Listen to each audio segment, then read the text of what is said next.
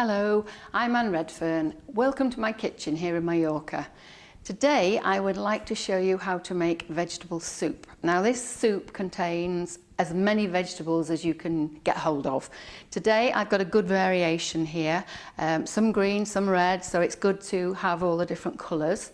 But it's tasty, and that's the main thing. And what you need to do is make a big pan. This is what I make, a big pan every week, usually about this size. Make it, when it cools down, refrigerate it, and it lasts us all week. So that is our lunch for the week without me having to think about it. And also we're getting lots and lots of vegetables at the same time. Right, now first of all, it's olive oil. Here's the olive oil, and I add this to the pan, just a little, enough to cover the base of the pan. That I will just leave to warm gently. And then to that, I'm going to add, first of all, onion. This is a red onion. This is about a small to medium complete onion chopped. So we'll just add that to the pan. And then I'm going to add to that some chopped carrot. Here I've got about 4 medium-sized carrots. Quite a lot of carrots there, but they do make a good base for a soup. So I'm just going to mix those and let them start to cook together. Okay, now into that I'm going to add some garlic. This is crushed garlic. Here I've got about 4 cloves of garlic. Obviously it depends how fond you are of garlic. We're very fond of garlic, so we're having 4 cloves in there. A very good flavour, as well as being extremely good for you. So I will just stir that, and we will leave those to brown off slightly.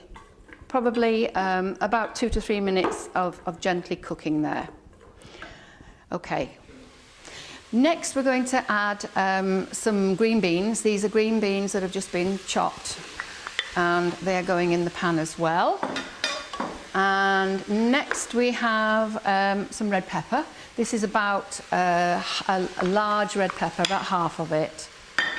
And again, stir that in and get the oil all over it. If there's any of these vegetables that you don't care for, then you can actually supplement it with anything else, but once the soup is actually made, you get just a good general flavour anyway, so you should really overcome any problems you have with any vegetables. The idea is to get all the vegetables in there, and it really is very, very nutritious and very tasty as well.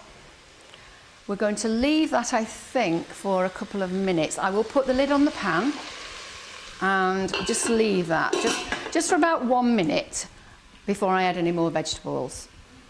Okay, we will put the rest of the vegetables in now, so I'll just take the lid off, and we will add, here we have half of a cauliflower, so that's going in.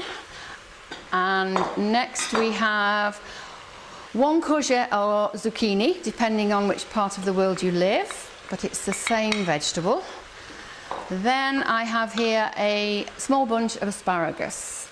So all these things are all going in. And then I am going to add, to make up the stock, first of all I'm going to add tomatoes. This medium-sized tin of tomatoes. They can either be chopped or full, it doesn't matter, or even juice, as long as you've got the flavour of them there. So that's one, and then that's the other one. Got the 2 tins in there. Next I'm going to add some boiling water. I've got the water over here. We have about 2 pints of boiling water, and that's just going to go straight on the top there. All the way in. Then I'm going to add the flavouring. Flavouring, first of all, I'm going to use some sea salt. Now I would use about a teaspoonful of sea salt, which some people might think is quite a lot. It's not. You actually need the minerals from that salt as well as the flavour. Then I'm going to add some vegetable bouillon powder that I've got here. Again, I will put in a heaped teaspoonful, and that can just go in as well. You can use whatever flavouring you would like. If I have it, I would normally use a bunch of coriander, but I don't have it here in Mallorca. But if I've got it, I would always use coriander in soup, particularly this vegetable soup. It really adds a good flavour to it. So here we are with everything in the pan together, And what I'm going to do now is put the lid on and leave that to simmer for about 5 minutes, but just test the vegetables just to see how they're cooking. And while that is happening, I will clear the decks of all the empty pots and move them out of the way. And then when the vegetable soup is cooked, I can then show you the next step. And here we have some spinach. I'm not putting the spinach in yet because spinach needs very little cooking, so I'm going to hold that back until the very last minute. Okay, the soup is now up to temperature, so I've moved it off the heat, and I'm going to add last of all spinach. This is about a small packet of spinach, and the reason I'm putting this in last is because I'm just putting it into the hot soup without cooking it, because spinach needs so little cooking. As raw as we can keep it is much better. So if I just put that into the hot soup, that will then break it down, and I will leave it before I blend it for about a minute just to soften down completely. Push it down into the pan, and then I'm just going to put the lid on and leave that for a minute until the spinach is broken down. Okay, the soup is now ready for blending, so if I just take the lid, put that down there. I'm actually going to use just a little handheld blender. You can use a food processor, you can use a large blender, whichever you prefer to use, but these are very good and they're very economical. You can actually buy this sort of thing for about £10 in the shops here, and I'm sure it's the same in America or wherever you are. So straight into the pan and blend.